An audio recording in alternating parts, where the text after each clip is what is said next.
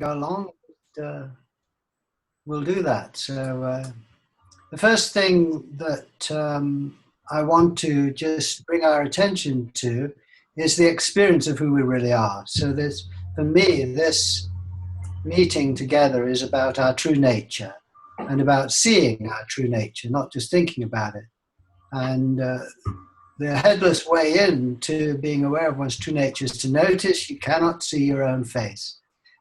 Well, I can't see it here. I can see it actually on the screen, and I can see all your faces on the screen, but I don't see it here. For me, my hands disappear into nothing and reappear. So just so that we're, yeah, exactly. Thank you, Huxley. Let's all do that. You hold your hands in front of you, and you just watch. You just pay attention, and you slowly bring them back.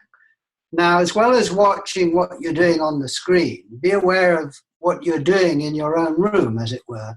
Your hands get very big, and then your hands disappear. And then you bring your hands forward, and they reappear out of this great space here. So this is a non-verbal experience, and I'm putting words on it. I'm saying my hands are disappearing into the great void here and reappearing magically out of this nothingness. So that's the experience. We start with the experience. And it's looking at this place you're looking out of, where here I see nothing here. And when I look at any of you on the screen, I see your face. You can try this. I see your face, but I don't see my own here, even if I'm looking at my face on the screen. And so we call it face to no face. I'm seeing I'm built open for you now. And you just can't see your two faces. When you look at another, you don't see your own. And so it's that simple. One is built open for others. I have many faces now in that outward direction. Here I have no face. Is that true? Yeah?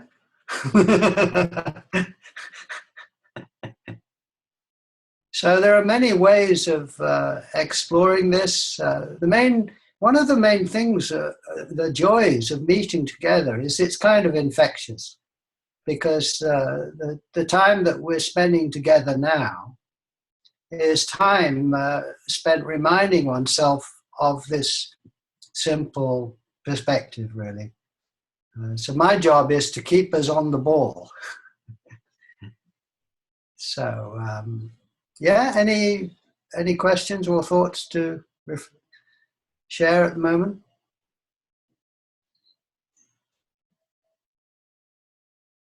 All right, well, I'll just lead you through another experiment.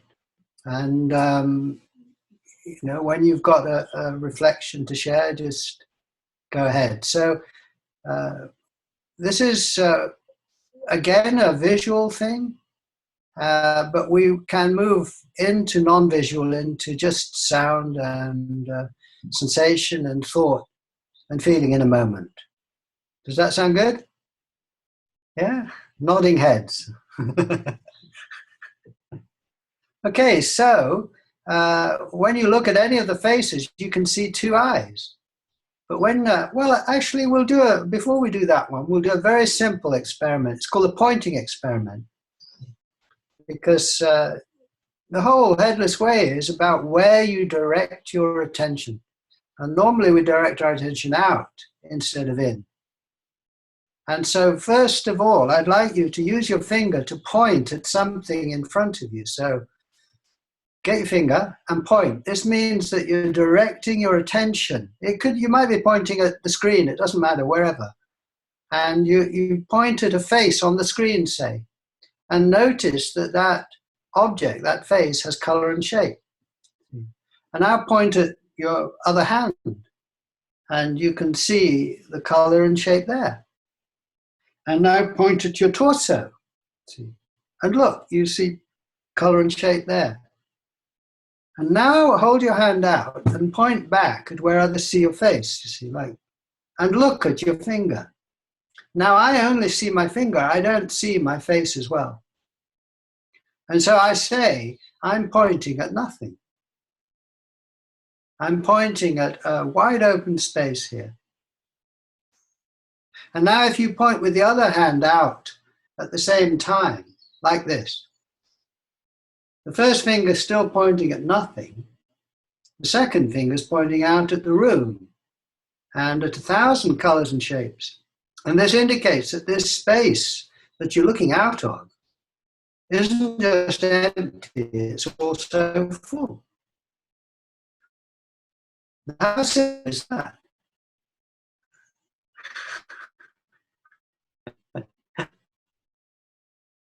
Now, this is a non-verbal experience, and you've got the experience. And what I'm aiming to do is to spend the time with you, bringing our attention back in different ways to this experience of being nothing, full of everything, and exploring perhaps what it means. But whether it probably won't mean the same to you as it does to me, which is brilliant. I'm sure it won't. So again, hold out its attention. Hold out your hands in front of you and slowly bring them towards you. And just notice how they get bigger and bigger. And then they disappear. Now on the screen, everyone's hands are behind their head. But your hands, your own actual hands, have disappeared. And now they reappear. Now this is, it's a non-verbal experience. It's also a non-emotional experience. And this means that it does not have to be a wow. It's a neutral experience. If this had to be a wow, if you had to have just a fantastic experience going now, well, you probably wouldn't. And you'd think you haven't got it. You've got it. You can't see your own face now. It's a neutral experience. But honestly, I promise you, if you stay with this experience, it will bring you all the wows you could ever dream of. And this is meditation. You know, meditation, mature meditation, is not sitting down and having a wow. It's sitting down and being attentive to what is given. And this is the same. This is being attentive, not just in the outward direction, but to the place you're looking from. And this is the difference between the public and the private. What I mean is your public identity is what others see and what you see in the mirror and the one in your passport. You as a person, you with a name and so on. And that being self-conscious is seeing yourself as others see you. So I'm aware of being Richard. I'm aware of my appearance and my name and my age and nationality. But when I look here, I don't see any of that. All I see is this open space full of the world. And this I call my private identity, which is the one. The openness, the space is completely different from my public identity. But I live with both. I live with both. And so do you. Because I'm absolutely sure that you are looking out of the same openness that I'm looking out of. That you don't see your face there. Instead, you see the world. And when you do this, although we see your hands still, you don't. And so we're all in the same basic condition of being built open, headless. And this is such a simple, direct way of coming home to a great mystery.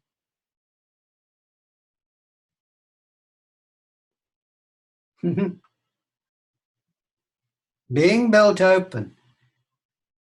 And it's a great advantage that it's neutral, because you can rest in this. There's nothing to prove here.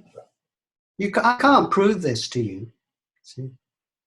I can just enjoy it, and then we can share our responses to this. You know. And there's nothing to keep up here. There isn't a high state or a special realization, you know, or a particular feeling to keep up. There isn't. It's just attention. It's nothing, nothing, nothing, full of something. And this is a great rest and a great peace. And you can't do it wrong. You can't do it wrong. Is that true? Yes, that's right, you see. And so here we are all equal. See, we have differences. I know the experiments, for example, and I can lead you through the experiments, which some of you may not know the experiments. In that way, we're different. We've all got different talents and lives. But at zero distance, there's no difference.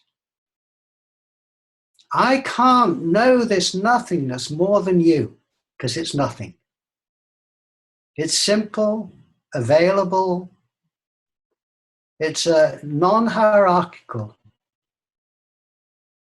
And, how many nothingnesses do you experience?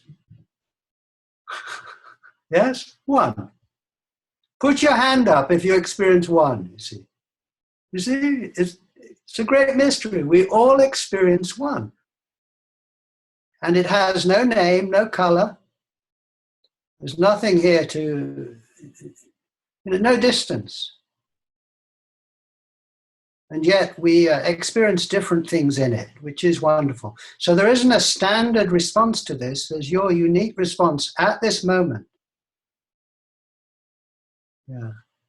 Now, if you pay attention, you'll notice what we call the single eye. There's another way of thinking about it. And instead of looking out at two, in fact, you could do this. If you hold your hands out like this makes it very clear. Like put them together so they're touching. See? And you can see two holes there with a different picture in each hole. And now slowly put them on and watch what happens to the dividing line when you put them right on. You can't see a dividing line. The two become one. It's magic. Two become one.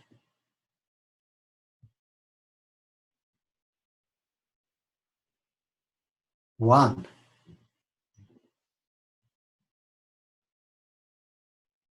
Is that true? So we say that privately we're looking out of one eye, one opening. It's not an eye, it's an opening. Looking out of one opening. And I'd like you to notice a few things about this opening. If anything that you look at is in the center of that, you've all suddenly got bigger. I don't know why that was. So everyone can hear me okay? All right. So anything you look at in the field of view is in the center of the field of view. If you look at something else, that becomes the center. And it's most in focus. And everything else towards the periphery gets vaguer and vaguer until you can see nothing at all.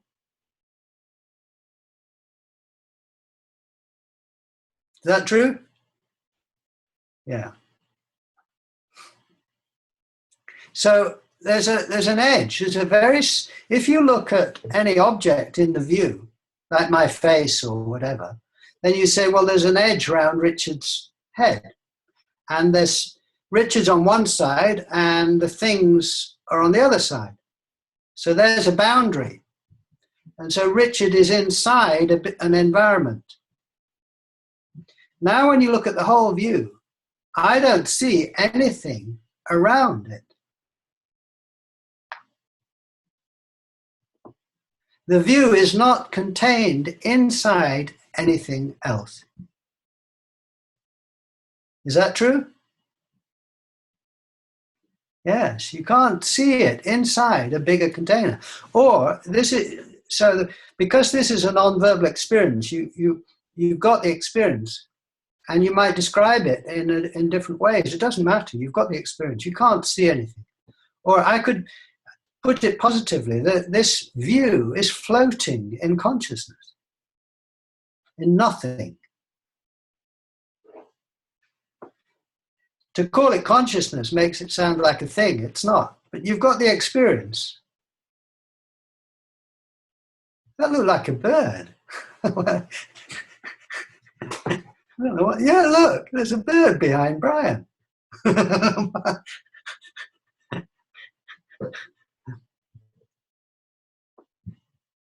Okay, so now you're aware of your unique view floating in this nothingness. I mean, what a great, beautiful mystery it is, because obviously I've got a different view floating in the nothingness.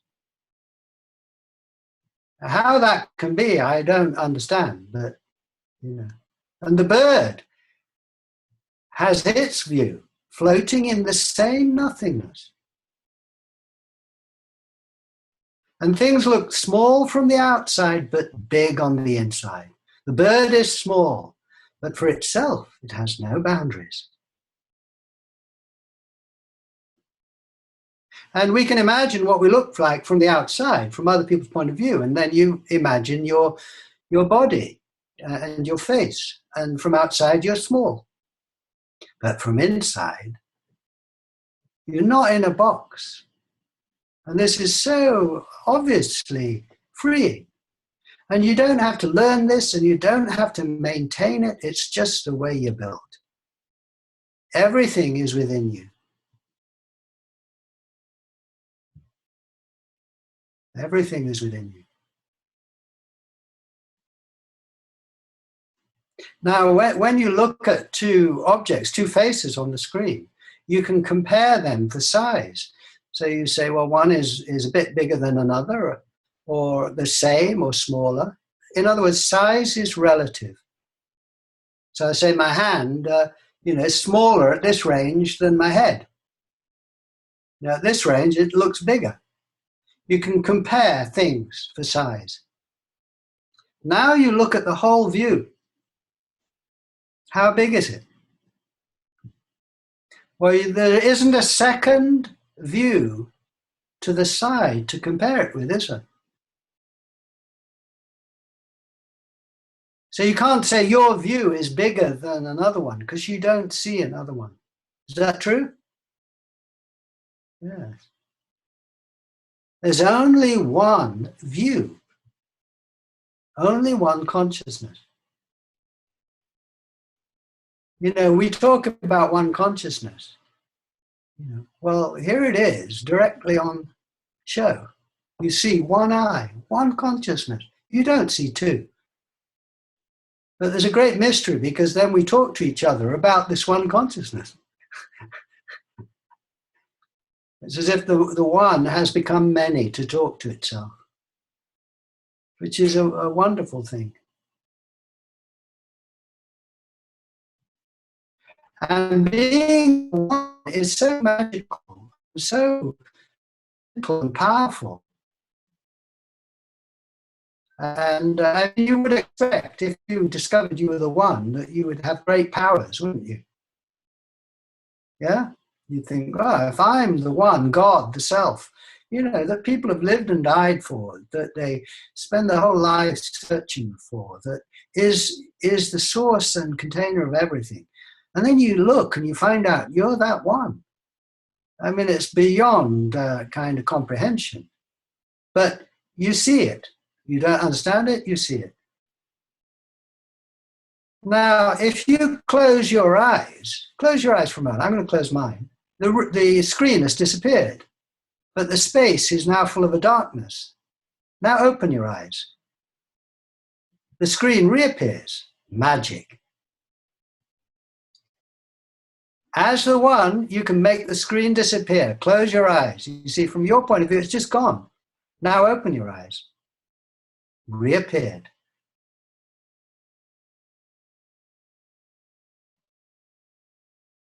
If you close your eyes again and pay attention, then you see a kind of darkness, obviously, with, after images, flecks of light. And now ask yourself, how big is this darkness? Well, I don't see a second darkness to the right or the left to compare it with. And is this darkness contained inside anything? I don't see it contained inside anything. It's just floating in nothing, in consciousness. Now open your eyes. The view out changes from darkness to the screen, but the space doesn't change. Is that true?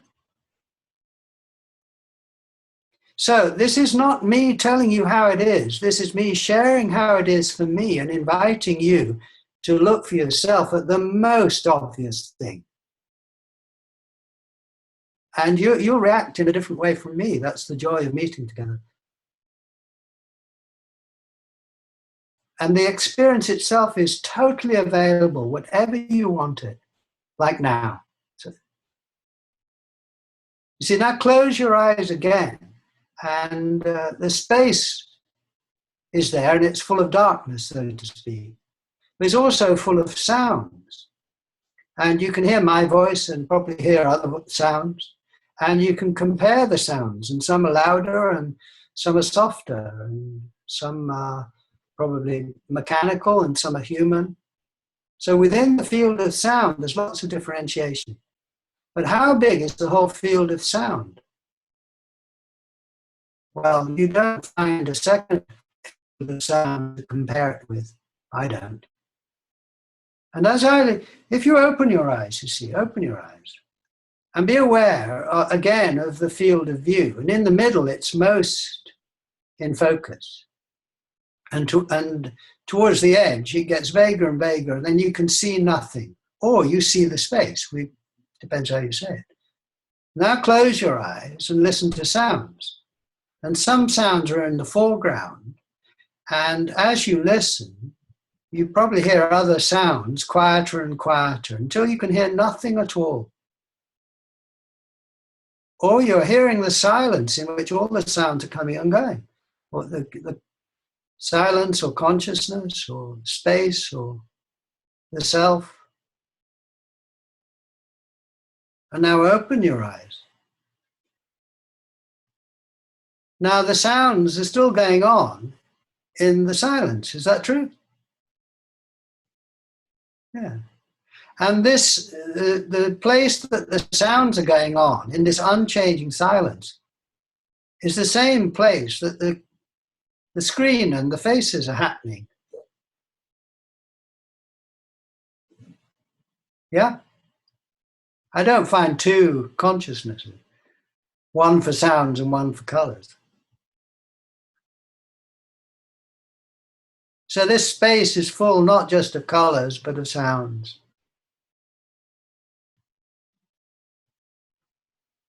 So now close your eyes again and be aware of your body sensations. And you can distinguish between different sensations, and some are strong and some are weak. And some you like and some you don't, I suppose. But how big is the whole field of sensation?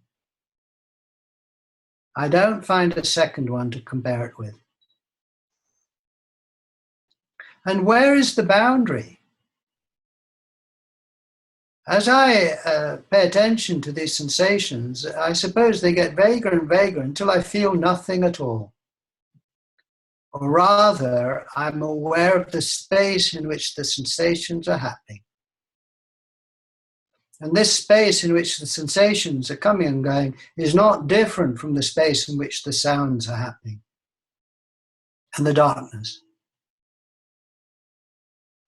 Now we identify very easily with our body sensations. So if you say, I can't say how big the field of sensation is, which I do, I could just as easily say, I don't know how big I am.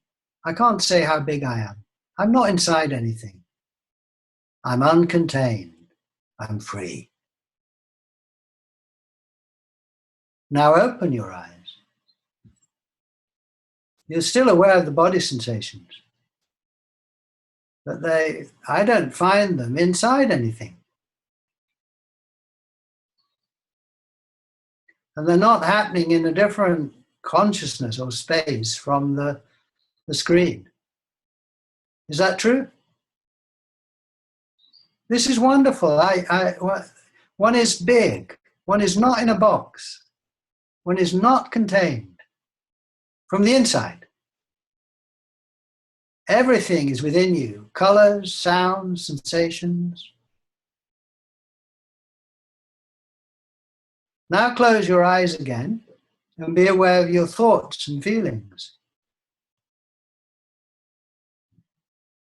And you're aware of different thoughts. You can imagine a blue circle or a red line, different mental objects as we call them, the face of a friend, the feeling you have now, or the affection you feel towards someone you love, all kinds of feelings. How big is this field of thinking and feeling? Well, there isn't a second one to compare it with.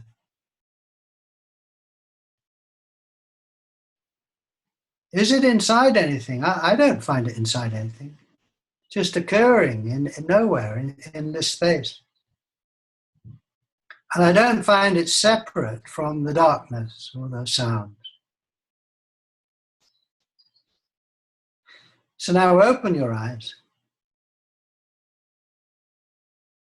Privately, my thoughts are at large. My mind is at large. My mind is not separate from the world. It's not happening. My thoughts about what we're doing now, you know, like say, okay, we're doing an experiment now. So I'm thinking. These thoughts that I'm thinking, or my emotional reaction to what's going on. My question is, are they in a box separate by 1 or 2 feet from the screen? Or are they just out there with the screen, occurring in one consciousness? This is, you know, the world, including thoughts and feelings, from the source here. And it's all coming up, you see.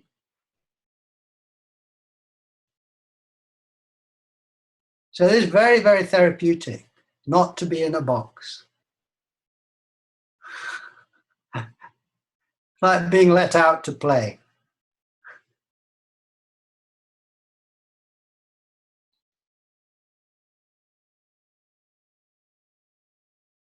So this space is alive. It's alive. It's full of these amazing colors, movement, thoughts and feelings, sounds, incredibly richly filled, if you like.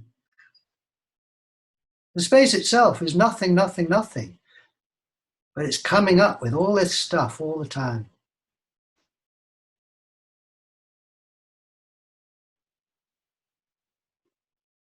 So you see, when you share the Headless Way, you go around telling people how brilliant they are.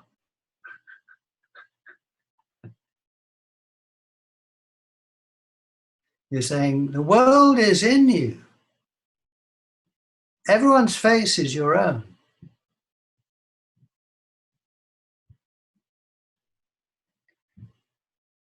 Now, you know, we don't know much about each other here, you know, as people. We're mostly closed books to each other, you know. We sense each other a bit, and we might know more or less about each other, but, you know, by and large, we're strangers, I suppose. But in this direction, we're not strangers. In this direction, you're looking out at the same nothingness. It's not a copy, it's the same. There's only one. So you know who I am in reality. Because you are that. You are me in reality. You are this open space. There's not two. And so we have this beautiful combination of total intimacy, because it's not even two. It is one. And this great mystery of otherness, of people and things. Hey, I just wanted to ask, this is Huxley speaking.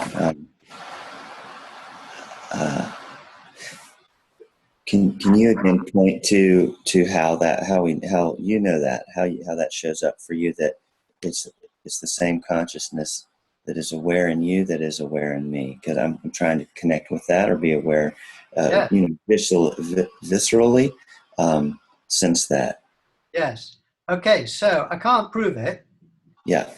But I only find one space, and everything is in that space. So I say, you are in me. So in that way, I take a liberty and speak for you, right? But there's another side to it, because I say to you, Huxley, are you looking out of nothingness? What's your reply? Do you see your, well, let's get really simple. Do you see your own face now? Do you? Well, which face you said we were talking about? Public, I don't know if you said persona, but public image and then personal. So First person. you could say first person Huxley. No. No. No. That's my experience too, you see. Yeah.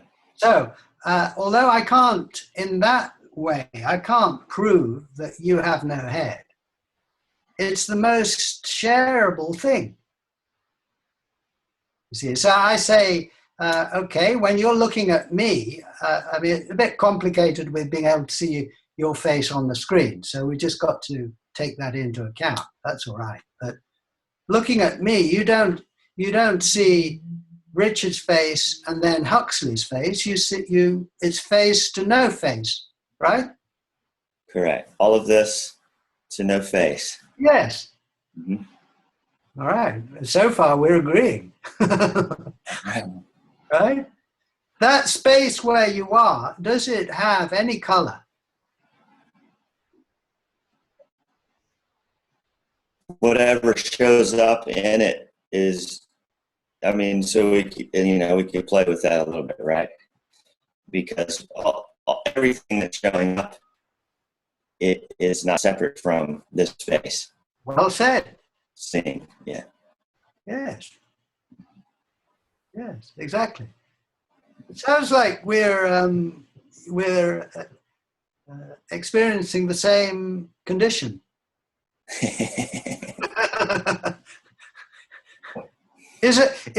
Couldn't you say, I mean, it's non-verbal experience, but couldn't you say the whole world is in you? Yeah. Ah. So, I mean, this is a great mystery. We seem to be two, but we're also one.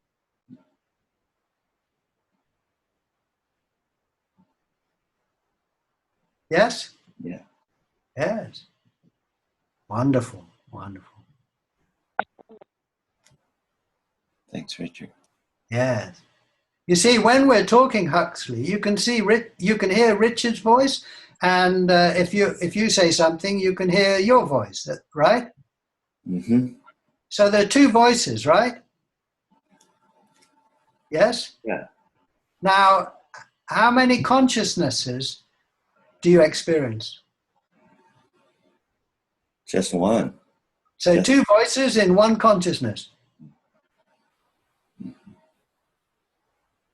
I find two voices in one consciousness. Is that true for you? Yeah, yeah. So from one point of view, I say this voice is Richard's and that is Huxley's. But from another point of view, I say both voices are mine as the one. Mm. I'm talking to myself. Yeah. That's beautiful. It's a different way of listening, in a way. Yeah, so I was with you. I was with you together, there, and then that both voices seem to arise in one. There's one consciousness that's aware. I am aware of both voices. I can hear Richard voice and Huxley voice. Yes. Yeah. And so this is a non-verbal experience. You can't get it wrong. And the way we describe it, will change. So you don't have to understand it in the same way as I do. You've got your own understanding. You said it beautifully. In fact, in a way, when people describe this differently, it's a richer experience because then we have many ways of exploring this one basic condition. Mm-hmm. Yes. Yeah. So you don't have to hold on to any particular way of thinking about it. You pay attention, and then, but that's why it's great to meet with friends like now, because, we articulate it in different ways, and we can learn from each other. And That, the last bit you said, before we can learn from each other, earlier in the call, it was coming up. I was noticing how much effort has been put forth from Huxley to understand it, and then what you said was just there's not an effort. It's rather just noticing what is. yes. So there's not a need to remember anything. It's just and how there's a lot of in the past there's been a lot of dependency on the mind to explain what is, whereas this is much, as you've said, is an experience, Yeah. And understanding has its place. We're talking now, we're exchanging ideas, exchanging understanding. But understanding is a secondary thing. The primary thing is this non-verbal experience. And so if the primary thing was understanding, none of us would understand it in the same way. And tomorrow you would have forgotten how you understood it today, and then it would be terrible. You try and remember, and that's where all the effort comes in. But I think, you see, with the Headless Way, it's such a direct way in. It's not understanding, it's looking. And you know exactly what to look for now. You look for your face. You know exactly where to look, when, now. You know what to look for. There's no face, your openness. So the experience is available. The experience isn't some strange, difficult thing that you've got to somehow get to by luck or hard work. Mm. It's given freely now. You look for your face, exactly. You're not looking somewhere out there. You point. In emergency, you point. See? And so the experience is available. If the feeling, the understanding is not always available. But now that you don't need that. And when you find your way with this, you live it and you learn from it. So as you pay attention to this now, it's a creative thing. It's a very creative thing. Because as you're paying attention, you'll start to get reactions to it and thoughts about it, even doubts about it. Great. This is all for doubting. This is not for believing. What on earth is he talking about? You're saying, I can't see my face. Oh, how ridiculous. Oh, wait a minute. Let me test it. Oh, it's true. I can't. So all the experiments, which are on the website, are ways of doubting, ways of looking. You turn around. What's your experience? Well, my experience is the room moves and I'm still. So I never go anywhere. Things come to me and things go, but consciousness doesn't move. The space doesn't move. You don't have to accept that or hope to experience it. You do the experiment and there it is. Or you look at another person. Are you built open for them? Are you face to face, literally? Or is it face to no face? Well, if you look at your own face on the screen, you're face to no face with that. Your camera is showing you what you look like from the feet, a couple of feet away. That's not my camera is over there, looking back at me and projecting that back onto the screen and showing me my face. Brilliant. Like a mirror. But I look there to see what I look like, and I look here to see what I am. God, how freeing is that? Not to be contained in a box, you see. But you don't have to get rid of the box. You just place it. Oh, there's the box, you see, on the screen. Other people see the box. I'm aware of the box, but it's not central. So I live from this freedom, but, you're aware of yourself, of course. In fact, I think you're more aware of yourself when you're headless. It's much more kind of awake place to be, if you like.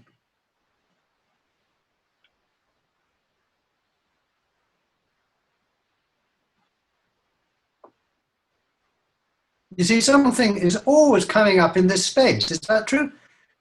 Of course it is. You know, this scene is now. Now, what is this space? Well, we can't say, my goodness, you know, it must be incredibly clever to be producing this without you knowing how, and you know, you say without it knowing how. And you say, well, can I trust it to give me what I need? Well, find out, you see. But you see, it's like a friend was saying this morning in a Skype meeting, saying, no, yeah, I was talking to so-and-so. She said, I tried headlessness, it didn't work. If you're not doing it now, it's not going to work, is it? And, you know, it depends what you mean by whether it works or not, you know. Well, I suppose you mean it didn't do what I wanted it to do. It didn't give me exactly what I wanted. Surprise, surprise. But it has a great wisdom. I mean, tradition is all in favor that it gives us what we need. But of course, the test is give it a chance and see what it comes up with.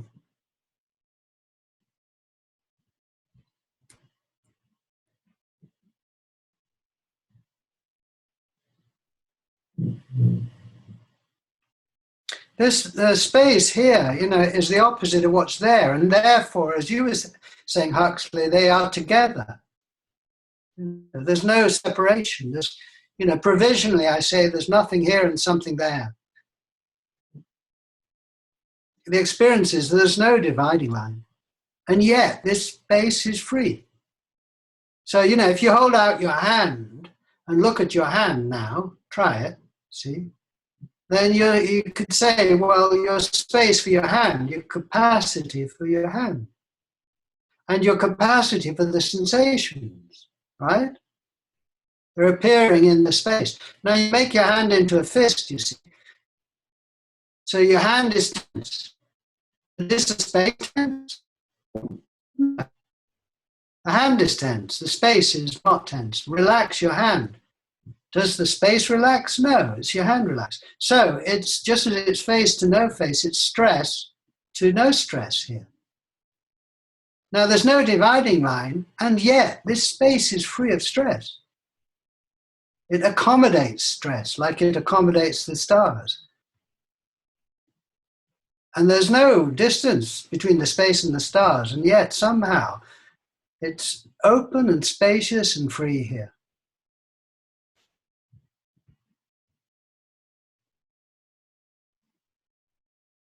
And so, you know, I think you can see how being, this is always accessible. It's just profoundly therapeutic. It makes sense. You know, when you're a baby, you are headless, and growing up really is learning about what you look like to others in society, your public identity, putting on your head, you know, and seeing yourself as others see you. Well, we've all done that. Now we're reawakening to our original openness while still being aware of who we are in society. So we have this two-way thing. Outwardly, I'm Richard. Inwardly, I'm the one. And when I know that inwardly I'm the one, I know everyone is the one.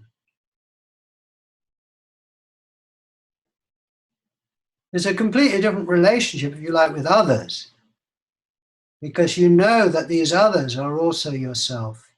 Everyone you meet is the one. Because there is only one.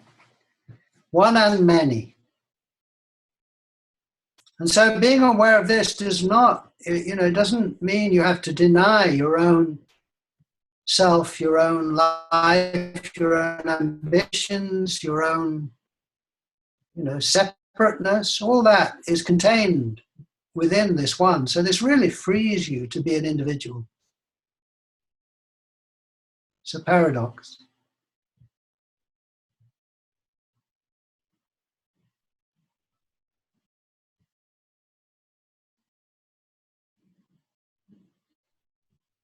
And all you have to do, is just in the present moment, come back to this space you're looking out of, like now. It's so simple. You just bring your attention back, to this space. Here, I disappeared right here. We call this the bottom line because it's the bottom of the picture. This is this, you step over this line into your eternal home.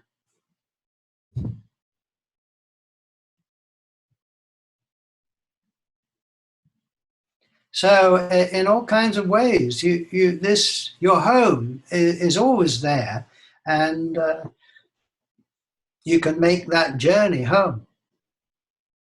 And you come home and everything comes with you, doesn't it? You're not separate from anything.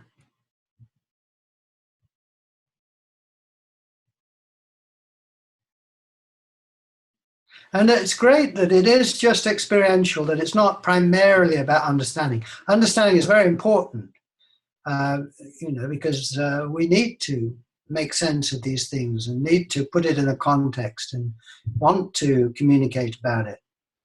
But I would say that the understanding and the reaction to it, the feeling, comes out of the experience. And the experience itself is a blessing that it is not dependent on understanding, because you can sort of rest in this not knowing, in this not having to figure it out. But you've got the experience. It's a seeing rather than a thinking, if you like. But thinking comes out of this, and feeling comes out of this, in their own unique way for each of us. But what a blessing to know where to find this free place.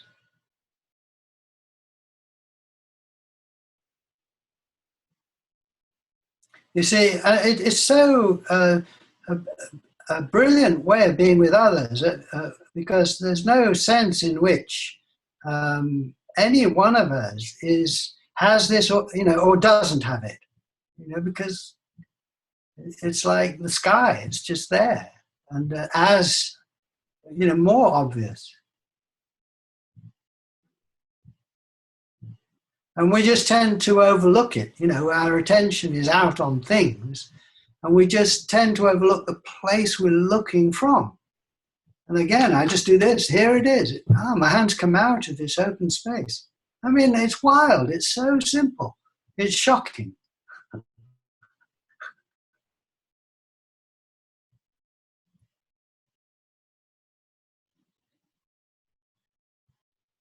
And there's no distance. If you measure between two things, you get a distance between my hands. But if you measure between a thing and nothing, the ruler shrinks to a point. There's nowhere to measure from. How far away is the screen from nothing?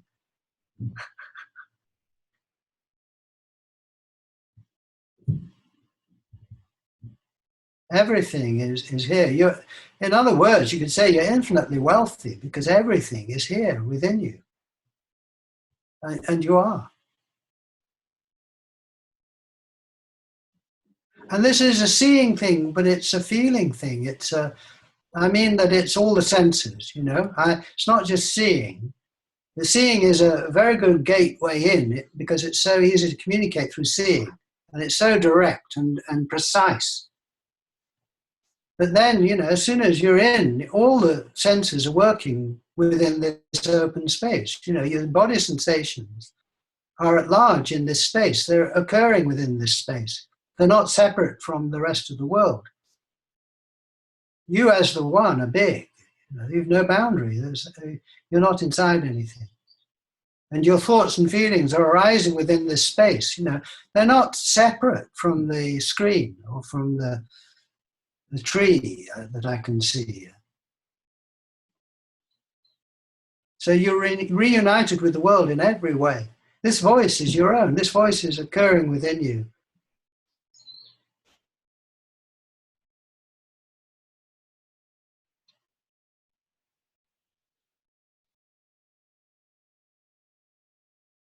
Any reflections to share?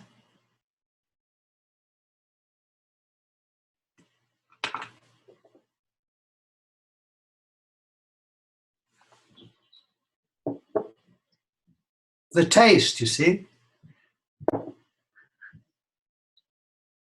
You don't experience the taste, although you can imagine it, that I, when I taste the water. But you know the space I'm pouring it into.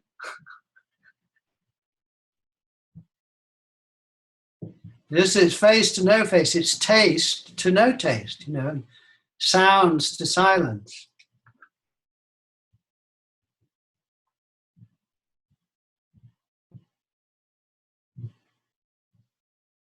Lynn, I can see a fan above your head there. And is it making a slight noise, the fan? Linda? Yes or no? Yes? I really barely hear it. Is it making a noise? I mean, No. you're just, okay, I'm sorry. No, I'm just imagining that slight sound is happening in the silence. Yes. True?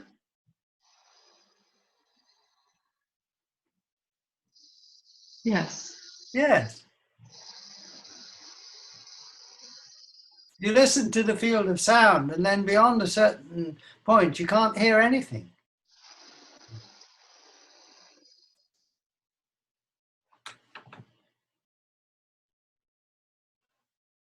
So this is seeing who we really are.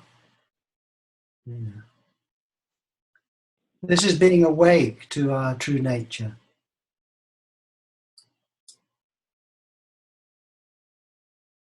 You can't do it wrong. Yes, Brian. I know.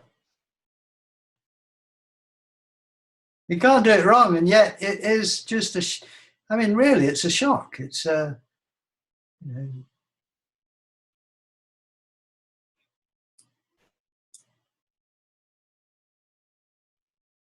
then you read back through all the great mystics, and you say, now I see what they meant.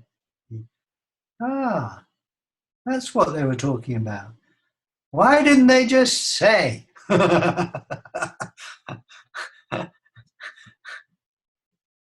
Well, they were doing their best, but they didn't have the modern technology of the experiments, you see. Experiments are a breakthrough. They just hand it out to anyone who is willing to look.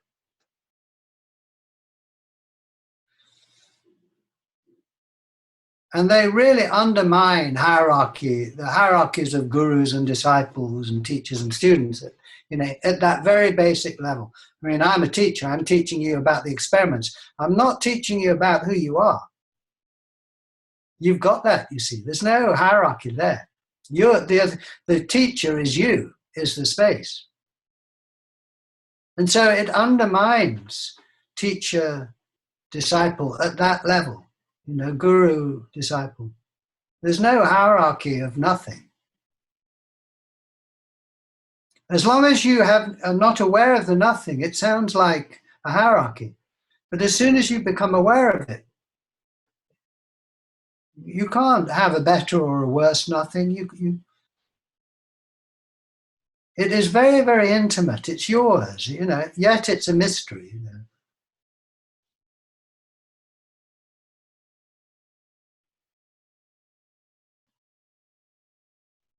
So this is what, in some traditions they call satsang, isn't it? We're gathering together to be aware of the one. That's, we're doing that. We're not gathering together, to primarily to think about the one. We are thinking about the one. That's important. Or to feel about the one. That's important. But primarily just to be the one. Neutral. Like the Taoists say, it's a valley experience, not a peak experience, a valley. It's the lowest of the low, from which everything pours forth.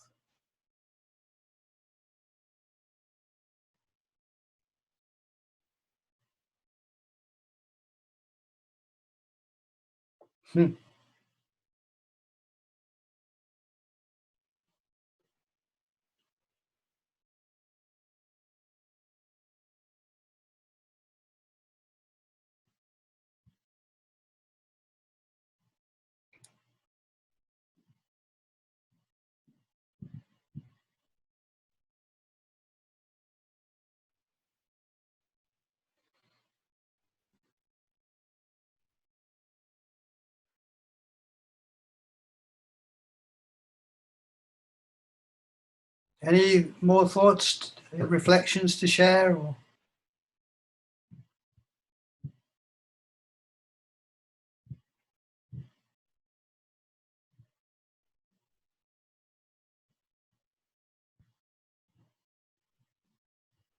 I can't hear you. Oh, you can?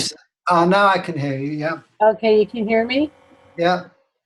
Yeah, well, I've just found how there's just very little even to say about it. It just feels so restful Yeah. and just so, yeah, it's like rest. Yes. You know, that rest feels, it feels like since I've become aware of it, it just feels like it just deepens and deepens. Yes. And yeah, there's not much to say about it, actually. Only that I want to share it with others, you know, that have been on this spiritual journey. But even that seems like a lot of work. I was not like it's a lot of work, but I was talking to some friends of mine this morning about it. And they were all excited about it. Like, it's so simple. It's like the simplest thing, you know, the most obvious thing or something, but yeah, I just have a lot of gratitude for it, just because I feel like I'm in a deep rest right now, Yes. and it's fun. It seems like everything. It feels like, oh, what's going to happen? Like, I don't know. Like, everything's brand new all the time, Brand new. and so it's like I feel like, oh, you know, I had my grandson here last night, and it was like this whole new experience with him. We cooked dinner, and it was just watching how everything's just appearing, and who I am doesn't change, and how it was just like, I don't know, just watching like this marvel of just the simplicity. So I'm having fun with it, actually, but there's not a whole lot of words, especially I find when we come together like this. It's just this kind of headless awareness that I feel does strengthen it. You know, just this reflection of that very much. I really appreciate that, I must say, Richard, that there's an opportunity to be able to come into that awareness together, like we're two or more gathered or something. Yeah. And there's a strength in that. So I can really feel when we're together how it, and maybe energetically, I don't even know how to explain it in words, but how just the more of us in that spaciousness together actually makes it more solid in my own awareness or something. Yes. And I'm really grateful about that. So that's all I have to say. That's why I enjoy doing workshops, you know, or meetings like this, because I get to, you know, share it, and it reflects back. It's something that is more than, you know, doing it on your own in a funny kind of way. Yeah. Yeah, it's wonderful. Anyone else like to share at this point?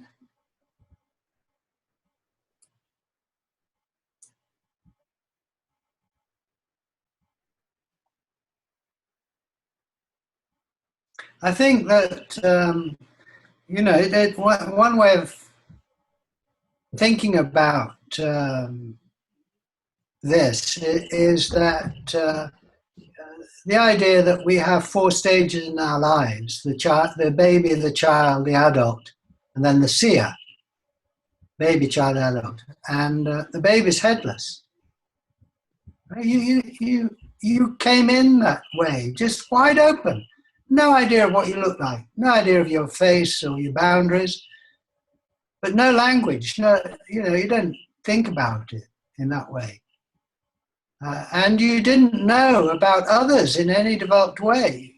Just, you know, no sense that others have independent lives, that they're real, or of yourself, you know.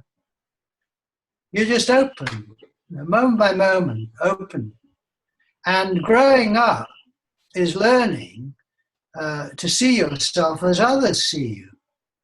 And you learn that through language and people showing you the mirror and saying, you know, that's what you look like to us, and that's, you know. And you learn to see yourself in a box, right? And as a child, you're learning to get in the box and take responsibility for being who you are. But a lot of the time you just forget. And you play freely without being in the box until someone says, behave yourself. You know, you're Richard. And from there, we get more and more practiced at thinking of ourselves as in a box. And therefore, all your thoughts and feelings are in a box. As a baby, you don't know where they are. They're at large.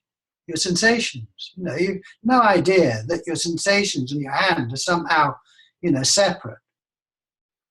But by the time you're a child, you're learning that. And by the time we're adults in the third stage, I see myself as others see me, and I'm separate. I'm in a box. All my thoughts and feelings are in this box. And I'm separate from you. And the fourth stage is when you reawaken to the original headless state, but are still aware socially of your appearance, which you weren't aware of as a baby. And so if you stop at the third stage of the adult, you haven't finished the story. You're only halfway. And this is put in more kind of mythical terms. In the beginning was the one. In other words, at the beginning of your life, you were only aware of being the one. You weren't even aware of it, you know, in language. But you were just the one, and you were not yet aware of others. In the beginning was the one. And the one was amazed to be. No explanation of how you are. See, this is this one. How am I? I don't know. Wow, that's amazing. I am. And then you think, this is the story. I am. What an amazing thing to be. I don't know what I am, but I am. You know, it's self-evident. I would love to share this with someone, but there isn't anyone else to share it with because I'm the one, right? There's no one outside me. That's the point. I'm the only one who made it. But it would be great to meet someone else who made it too, to trade reflections, right? Growing up is about, if you like, put very crudely, forgetting you're the one and learning to act as if you're a person and learning about others. So by the time we're adults, we've forgotten we're the one and we're deeply convinced we're separate beings. Now, if we stop there, we've missed out on what the whole point was, which was to reawaken to the one and then recognize that others who are you feel are separate are also the one. They've made it too. And so now you get to talk to others who are really the one who've made it. And you say, isn't it brilliant being the one? And they go, yeah, it is. See, but they have a different emotional take on it, which is exactly what you want. You want it to meet another one. Here you are. Here we all are. We're the one. Hey, hello.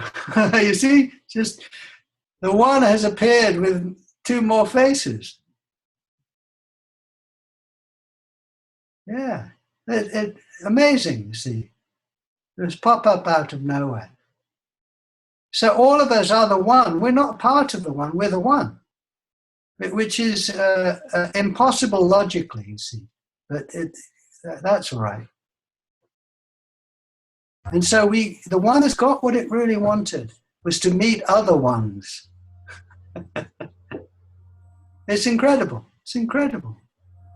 You know, I was going to say, if you were the one, you are the one. That's the point. Seeing this as you are the one. Now, what I say, what I really want is to meet another one who's, you know, made it too. Well, here we are. This is Satsang. Satsang is not sitting together trying to figure out how to, you know, meditate. Satsang is the one being with itself, you know, freely, obviously, joyfully, if you like, through thick and thin, you know, life goes on. But I mean, you don't see your face, your space that's being the one. You're looking out of one opening. That is being the one. That's not, it's not like a second-hand cheap copy. You have to trust your own experience. You have to look at what the place you're looking out of and not hand your authority to others who say, I can see your face, you're really looking out of a face. I mean, all the kind of science of all this, Douglas Harding did in a very great book, The Hierarchy of Heaven and Earth. So, if you want to look at how this figures in terms of modern science, he figured a lot out. So, I mean, we could go into that, but that is secondary. I mean, it's very important to doubt it and to see what implications it has for the way we think about the world. I am in you and you are in me. We're not separate. We're trading faces. My face is in your consciousness. Your face is in my consciousness. Yet there's only one consciousness given.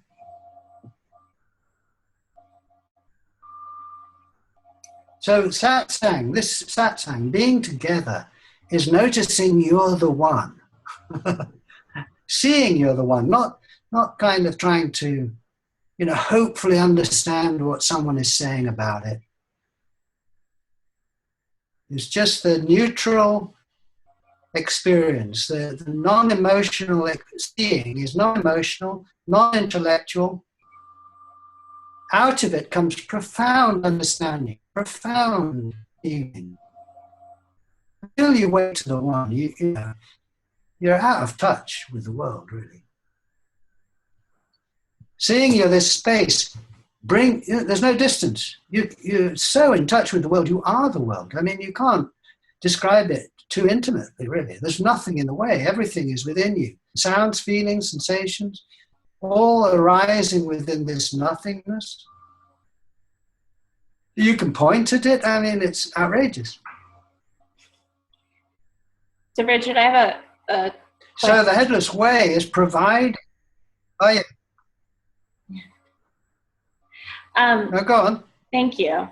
I'm curious about when there's the direct experience of this and the ego is still running. So there's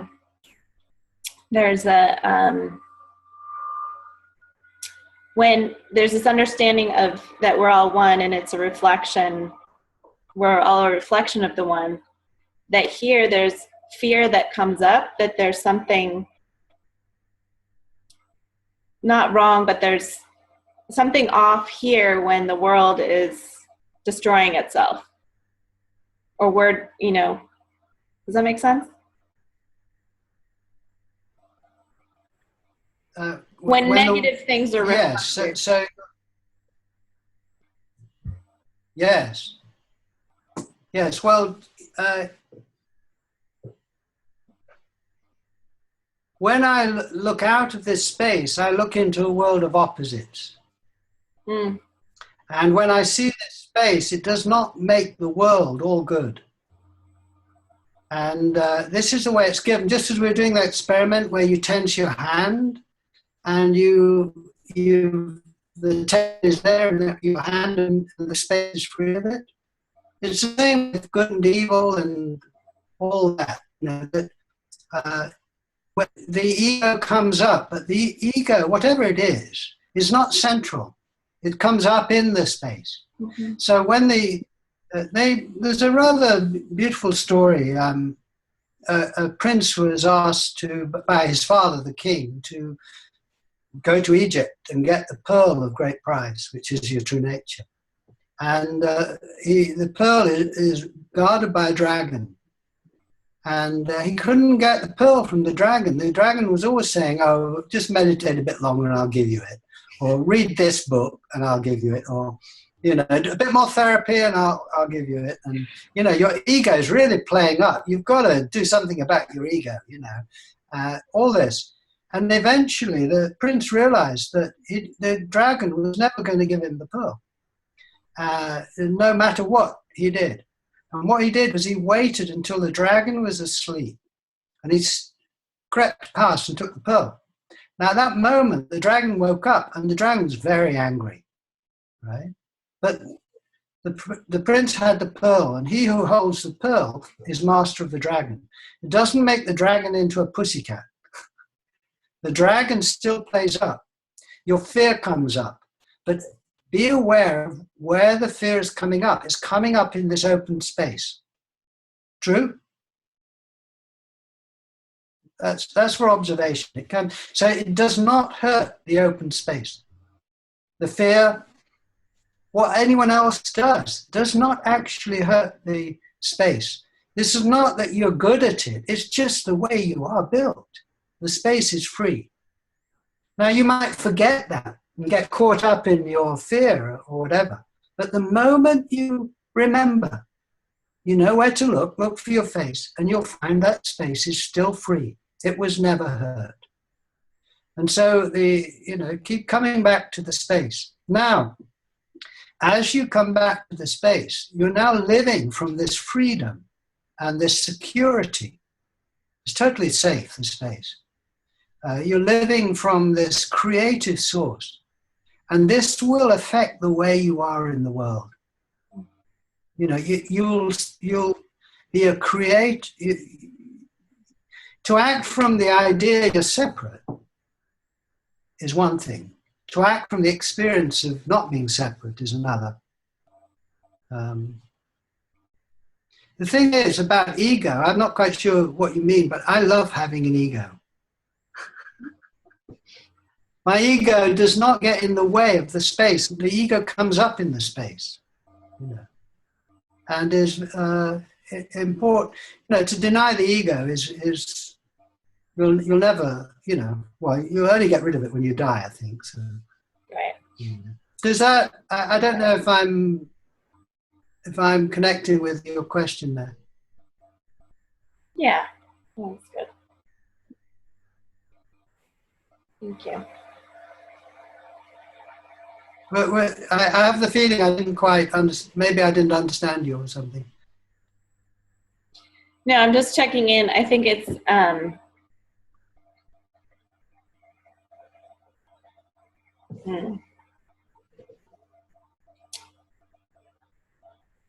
that it feels like despite going, it's like simultaneously there's being in the space and the fear are there simultaneously. So yes. Yeah, and I think what comes in is there's a desire for the fear not to be there, and that's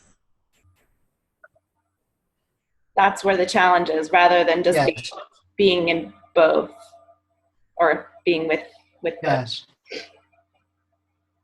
Yes, I think it's a paradox because when you notice that the fear is coming up in the space, that is a kind of basic acceptance of the fear. Mm-hmm. The space itself does not refuse anything because it's nothing. Right. If you could say, if you like, the space says yes to everything. And now I, as Richard, say yes to some things and no to others. And it's perfectly appropriate to say no to some things. But the space is saying yes to Richard saying no, if you see what I mean. Mm-hmm. So, in other words, the way you're built is the fear is not central. The fear comes up in this space. Now, the paradox is, as you're aware of that, the common experience is that this deepens this deep sense of security because the space is secure. And that nothing can harm who you really are. And paradoxically, it doesn't get, in my experience, it doesn't get rid of fear altogether, but you're coming from a different place. So, try it out. And this is already the case, right? We're saying this is already the case because the space in which you're having this fear comes up is it doesn't obstruct any of these arisings. These arisings can come up, and so anything that's coming up is coming up in this openness, which is already happening. Which isn't really happening. It just is. Yes. Yes. I think there's sometimes a belief that when you see who you are, you'll never ever again be afraid or feel separate, you see. Well, it's not my experience. And I think the feeling of separation is a really valuable thing arising within the space. It's not a mistake. You know, when you're a baby, you were not aware of that separation in the same way. And you've learned that. That was not a mistake. It's the discovery of otherness. And this is a beautiful, profound thing. But it comes at a high cost, I have to say. You know, fear, suffering, it's a high cost. But the alternative, you know, theoretically, would be not to have made the journey and just be one. Well, there's no one to share with.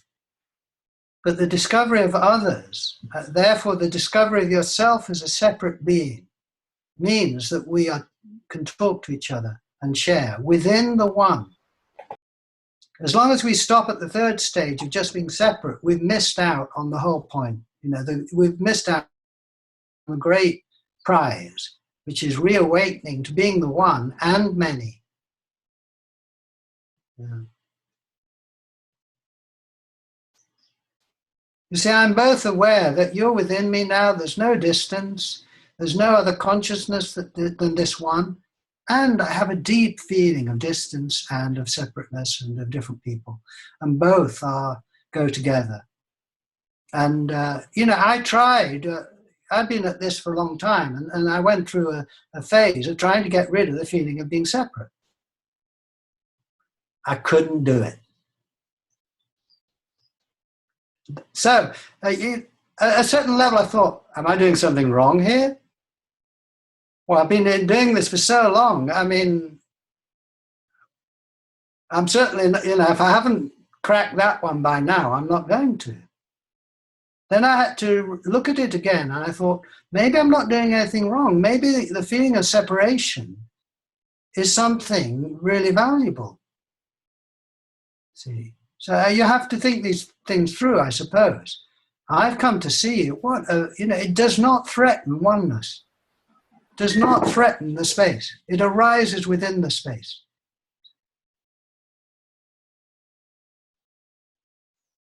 And so you see, there's a journey there. But I find that when you are resisting the separation, out of which fear comes, you know, when you're resisting that, trying to get rid of it is resisting it, you know, trying to fix it. It makes it stronger. But when you see it arising as a valuable, precious thing within the one, you're kind of saying yes to it. And the thing that you say yes to is different from the thing you resist, as we all know. And when you say yes to your own separateness, and you accept that, you know, at that level, you accept others. This is a profound compassion for others. So, yeah, you know, yeah, I feel that, you know, yeah, I feel separate within the one.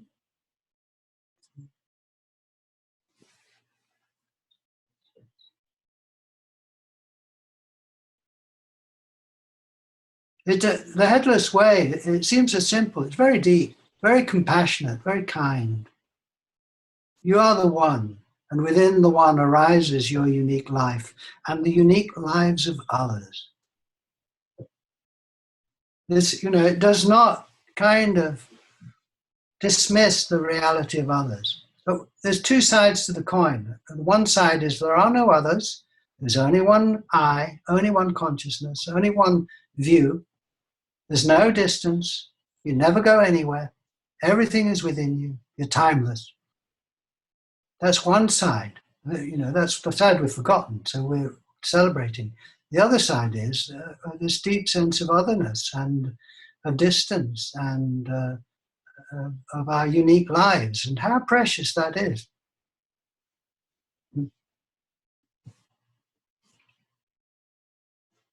And again, we return to the simple, neutral experience, right?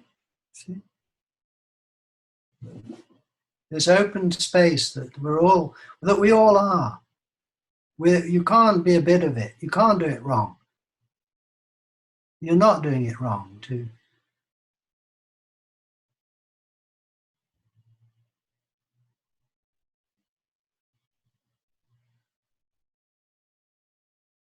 It's an amazing thing. Each of us is the one. Yes? You have to unmute your microphone. Okay. Yeah, actually, I get so excited about this because I'm really into quantum physics too.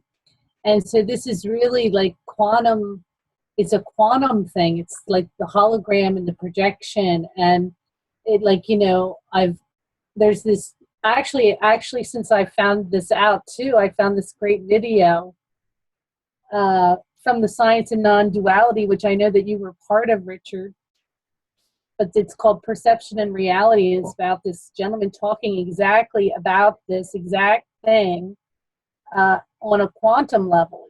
Science has proven that, this is a hologram and a projection. And coming from this state of headlessness, you can really actually see the whole, it's like you understand that completely. Yes. Yeah. Well, here's the model that I sometimes show, which Douglas Harding designed in the 1970s, and we've reproduced a modern model. And this places this in a practical scientific view of the world, its relativity. So this, at the center here, this sphere represents your true nature, you see, at zero. And then what you look like depends on where the observer is. So through the camera, you're looking at this central nothingness from a couple of feet away, and you see Richard, right? The camera helps you place yourself there. And on this layer from the center is my human appearance. But if you went further away, then you would see London. And if you went even further away, the next layer is the star. And then, no, the planet. There's a planet there. And the galaxy. So what you are, as we zoom away, that's your body at different ranges. You see? Or if we go up to you, then you'll find cells and molecules and atoms and particles, you see. And then, so that's the view of you looking towards you from different distances. But I've got a view out. Now, when I look out, I don't see Richard's face. I see yours. So, whereas when you look in, you see, say, Richard, my view out is of other people, plus my face in the mirror, which I see at this range. I don't see the mirror face here. I see it when I hold my mirror out. And if I look further, this range, you'll see the Earth. But looking out, I don't see my Earth face. I see the other planets. At every range, you never see your own face. You see the other faces. I don't see this galaxy. I see all the other galaxies. So this is a model of you, the center and your layers, and how beautiful you are. And you can buy this through the website.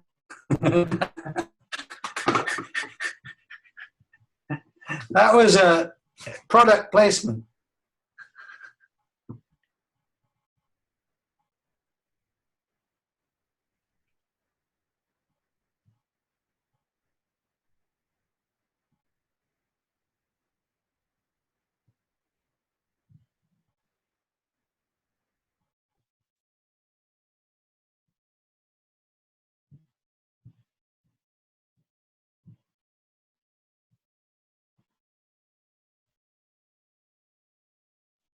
I got to run, says Brian. You're jogging. Nice to have you around, Brian. You see, people come and go, but the space doesn't come and go, does it?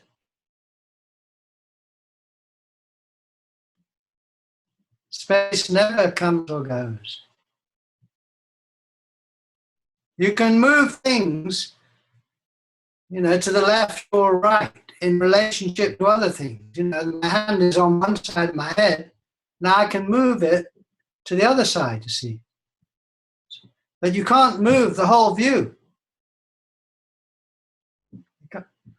There isn't anywhere to move it to.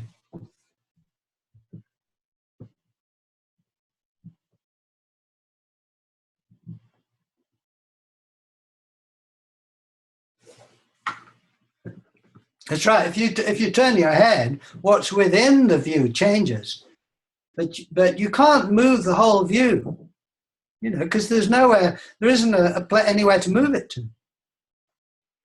It's rather fun. It's amazing being the one in disguise. I mean, what an amazing setup. To everyone else, you appear at this range as a person, and you're moving around.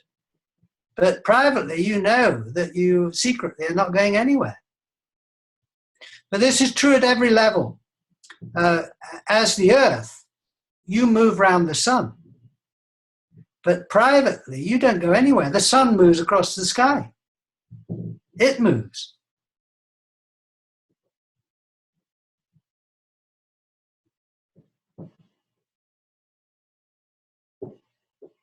It's such a profound discovery, this, rediscovery. The world has not yet woken up to this, really. It will, I hope. But really, it turns everything inside out and upside down. And all the great mystics have known this. I mean, to wake up who you are is really to fall flat on the floor in astonishment. You know, I mean, it's just so. The mystics didn't say, oh, I found out who I am, yawn. Finding out who you are is like, I think Rumi said it. They never told me it would be like this. Because you can't. Until you experience it, it's an idea, you see. And the idea is it can never encompass this astonishing reality that you are. That people, you know, down the ages have woken up to, and just, you know, it's astonishment, really. It's neutral, you know, but out of it, you know, when you start to think about it, you go, oh my God. And you can't do it wrong, and you're not superior. You know, you've not got something others haven't. You know, it's not advanced. It's for the simple. It's for everyone. It's for everyone. And I believe we're entering a time now in the world's history where this is so. You see, the very fact of this meeting indicates that more and more of us are waking up to this. You know, we're not just having a discussion about it. We're being aware of it, but, you know, in this very simple, direct way. Now, that is very, very promising. There's no guarantees, but it's a sign of, you know, great promise. The technology and the technology of things like this, Zoom and Skype, websites, and the experiments that you can therefore share with thousands and thousands of people. I mean, lots of people come to our website and do the experiments, you know, and go away, I'm sure. They've got the point. Many people contact me. I mean, a lot of people contact me and say, I went to your website, I did the pointing, I can't believe it's so simple. I've been looking for years. Because I run the non-profit, the trust, and so people contact me. I contact by people every day saying, wow, brilliant, I've just seen who I am. I can't believe it. Can it be this simple? My job is to say, yeah, you got it.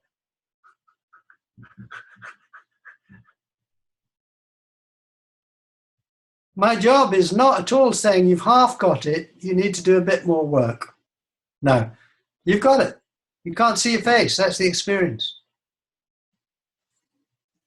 And some people, it really happens, you know, they'll see this and then they drop it because they think it's too simple.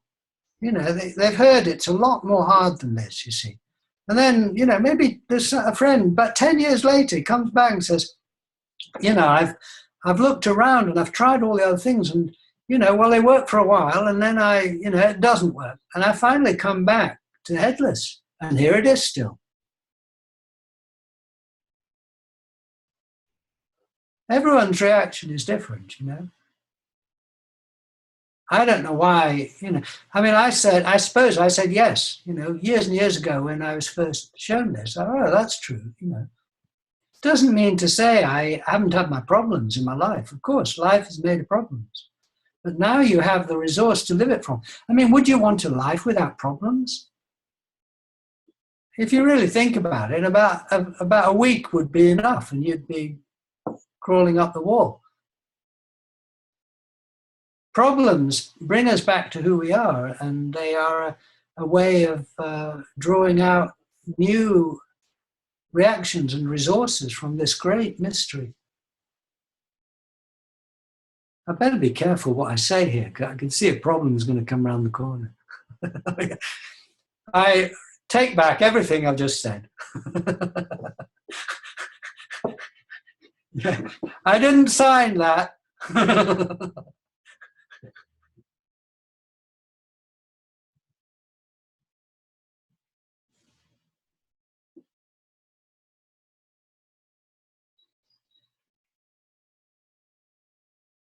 And there are many, many people I share this with, you know. It's a joy to make friends and meet others that are living from this, which we are, you know. This is taking, you know, it's like taking back what is yours. It's standing in the place where you are. It is not being talked out of your glory. It is being simple enough to accept your own experience. You know, it doesn't deny what other people say you are. It places it. You have both. You look in the mirror and you say, yeah, oh, there's Richard, you know, okay, I identify with Richard, but I'm space for Richard too.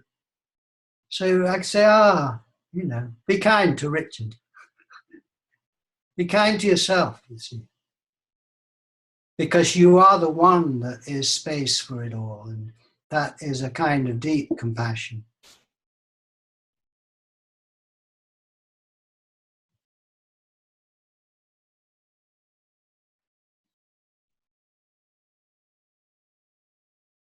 It's the inside story of every being. You know, people, cats, dogs, birds, insects. An insect isn't literal for itself, you know. An insect is looking out of this openness. And another insect is as big to it as a person is to you. You know, it just fills the view. This is a deep connection with every being.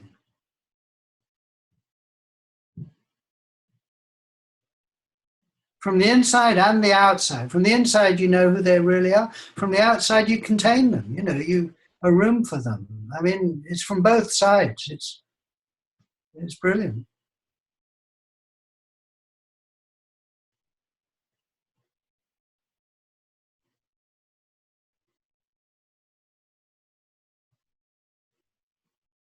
Douglas Harding had a great phrase. You know, I just picked it up. You know, I think it's a kind of American phrase. Tell it like it is. This is telling it like it is. I am space for the world, so are you. This is available now for us all. You can't half see the space, you know. You can't see it a bit misty. You can't do it wrong. You know where to look.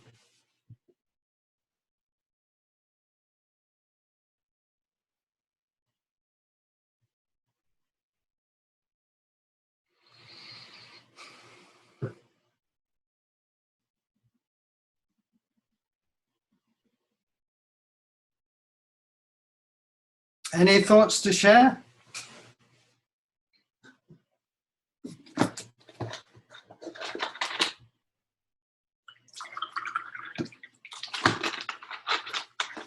I'm just going to pour more water into the great void.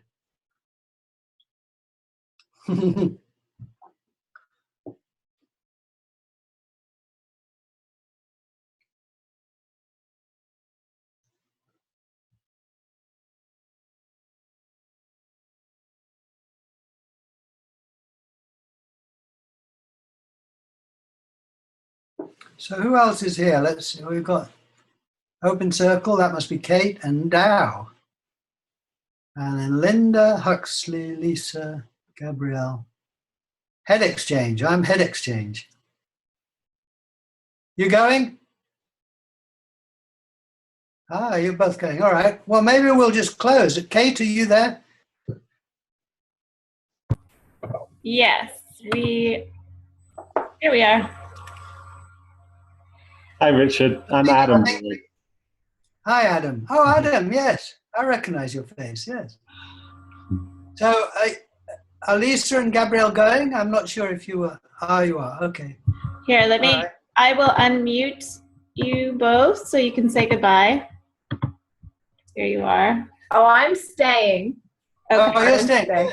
I'm staying. Okay, I'm leaving. I just want to thank you. Just this opportunity to join again like this is just always, it's just really, really, really precious. So thank you. Thank you. Okay. See you again. Hey, Bye. Lisa. Bye. So I guess I can go ahead and unmute everyone if you haven't already unmuted yourselves.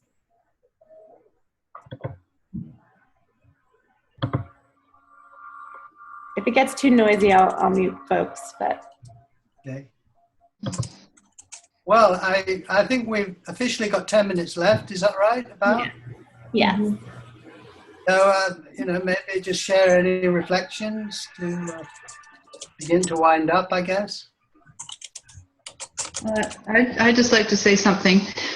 I've done these experiments and really, a few years ago, and really found them amazing and so simple, and found myself in that space, and then it sort of drifted away. Although still knowing, I guess, at some space that it's there. And then coming back again today and redoing the experiments, it just amazed me all over again, that how simple it is and how quickly I just get into space of just being who I am. Yes. And I'd like to be able to remember it all the time. I guess that's the human condition. Well, I think, Linda, the fact that you come back to the meeting, to the Headless space today, shows you that on some level you're drawn to it. And you kind of knew it was there in the background, and you brought it to the foreground. Yes. And so that is very promising. Some people just forget altogether. And as you have said, coming back to it today, you see it has not gone away and it has not deteriorated. And you have reconfirmed how accessible it is. And so that again is very promising. You know in your heart it's there. You know in your heart it's accessible. The experiments help you find it whenever you want, really. What I invite you to do is to drop into our Skype meetings, if you like, because they are opportunities to draw attention back to this in this kind of fun way. So, there's information on our website. They're free, completely casual. You drop in and out as you like, but you make friends, and you meet others who are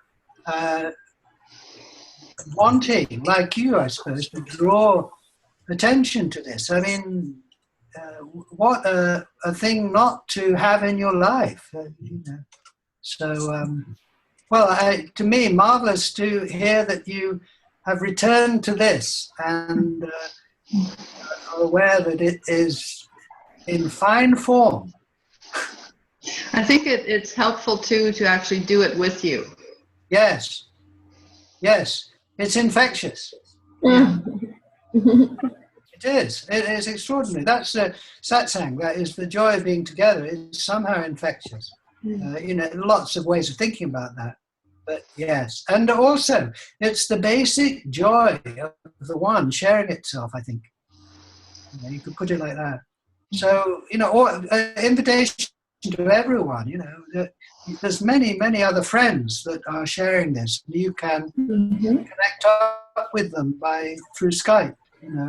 And other ways of meeting up, if there's a workshop near you. But,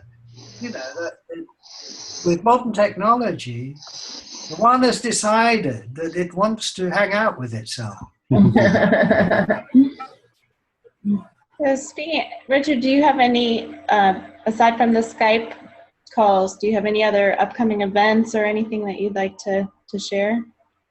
I've got workshop in Toronto at the end of May, and then in near Boston, and in Connecticut at the very beginning of June. So that's on our website.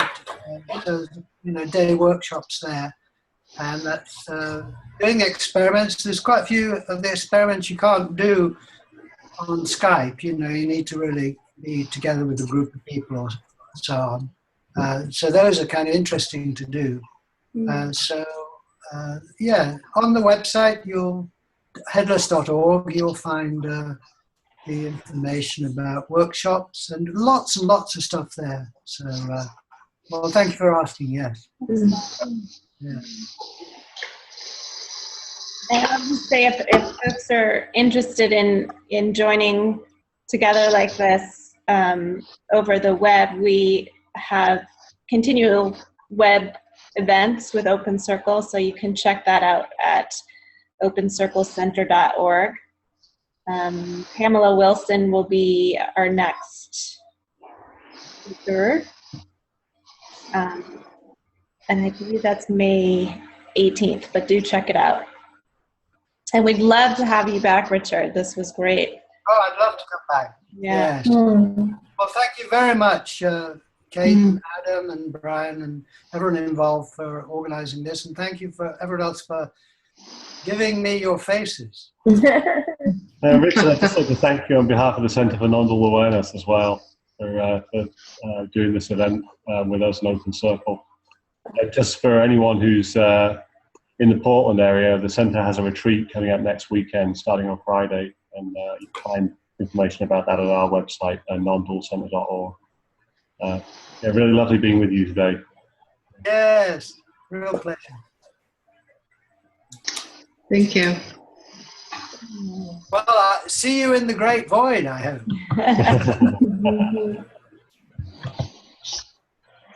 Bye-bye. Bye. Yeah, all right. Okay. Bye, Yeah. Hans. Bye, Gabriel. Bye. Bye-bye. Say yes. Bye.